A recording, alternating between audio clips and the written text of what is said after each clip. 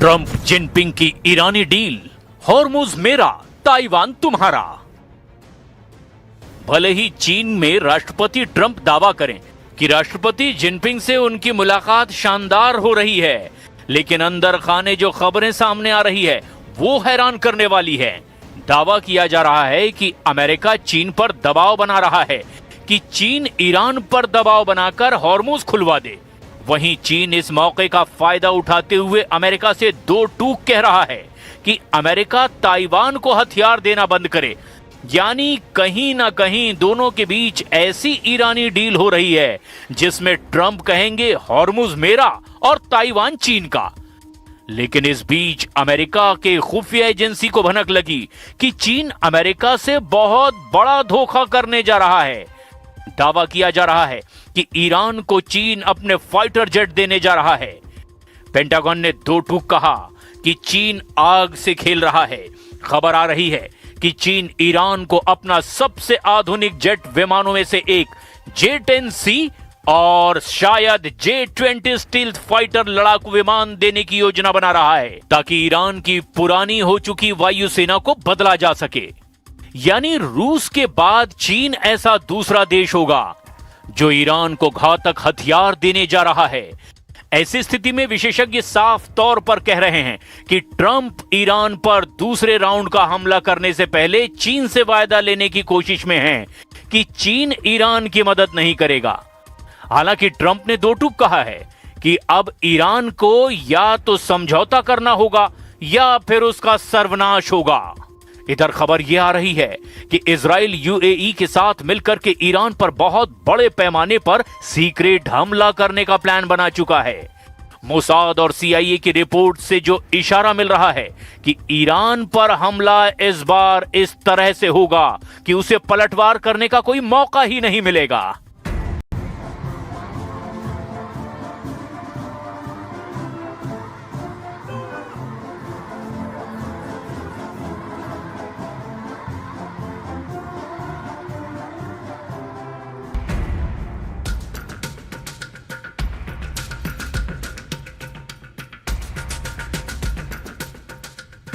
Jinping का Trump से ईरानी धोखा, तेहरान पहुंचे चीनी हथियार। ईरान युद्ध में कुछ ऐसा चल रहा है जिसने हर किसी को हैरान कर दिया है।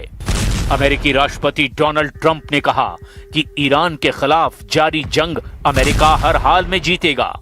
चीनी दौरे के दौरान ट्रंप ने कहा ईरान या तो समझौता करेगा या फिर खुद तबाह हो जाएगा। लेकिन सवाल ये उठता है कि कैसे हॉर्मुज पर ईरानी पकड़ रत्ती भर भी कम नहीं हुई है। इधर ट्रंप ने जिनपिंग पर दबाव डाला है कि हॉर्मुज को किसी भी कीमत पर खुलवाना है।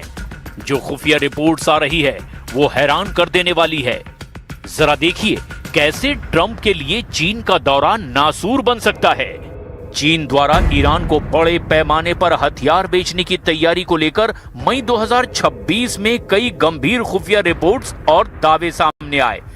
ऐसे में सवाल उठता है कि ट्रंप को चीन के दौरे से क्या हासिल होगा, क्योंकि चीन ईरान को बहुत बड़े पैमाने पर हथियार बेचने जा रहा है। खुफिया रिपोर्ट्स ने किए बड़े दावे। कई अंतर्राष्ट्रीय खुफिया इनपुट और सैन्य विशेषज्ञों के मुताबिक चीन और ईरान के बीच एक महारक्षा सौदा अंतिम चरण में है। उन्नत लड़ाकू विमान। रिपोर्ट के मुताबिक चीन ईरान को अपने आधुनिक J-10C और शायद J-20 स्टील्थ फाइटर लड़ाकू विमान देने की योजना बना रहा है ताकि ईरान की पुरानी हो चुकी वायुसेना को बदला जा सके। मिसाइल और ड्रोन तकनीक।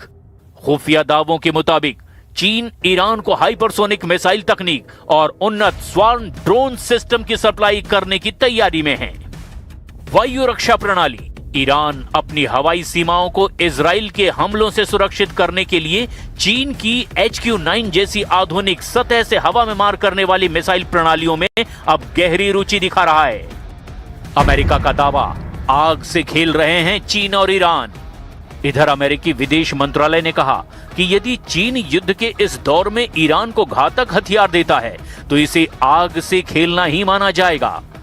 राष्ट्रपति ट्रंप संकेत दे चुके हैं कि जो भी देश ईरान को सैन्य सहायता देगा उस पर अमेरिका और उसके सहयोगी देश कड़े आर्थिक प्रतिबंध लगाएंगे।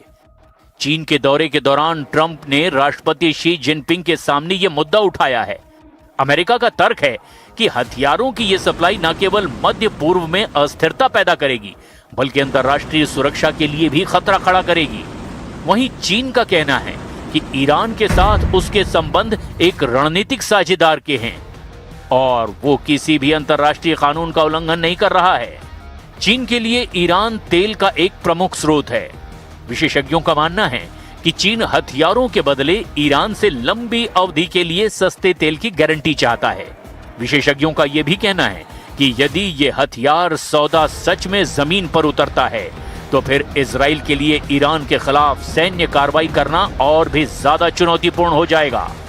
फिलहाल अमेरिका और उसकी खुफिया एजेंसियां चीन की हर सैन्य हलचल पर करीब से नजर रखे हुए है। वॉशिंगटन ये पक्का करने की कोशिश कर रहा है कि बीजिंग और तेहरान के बीच ये सहयोग केवल कागजों तक ही सीमित रहे। Made clear to them, that any support for Iran would obviously be detrimental for our relationship. That obviously is going to come up in this conversation. On trade, look, the United States is very clear. We have to be able to make our own stuff. We cannot depend on China or any country for that matter for 100% of anything that we need. वहीं दूसरी तरफ अल जजीरा की report के मुताबिक America ने 74 दिनों की जंग में अब तक कम से कम $29 अरब खर्च कर दिए हैं और ये रकम सिर्फ हथियारों या सैन्य उपकरणों पर खर्च नहीं हुए, इसमें सैन्य ठिकानों को हुए नुकसान का खर्च भी शामिल है। अमेरिकी रक्षा मंत्री पीट हेग्सेथ ने कांग्रेस से अतिरिक्त रक्षा बजट की मांग की। उन्होंने कहा कि दुनिया की सबसे ताकतवर सैन्य शक्ति बने रहने के लिए अमेरिका को अब $1.5 लाख करोड़ की जरूरत है।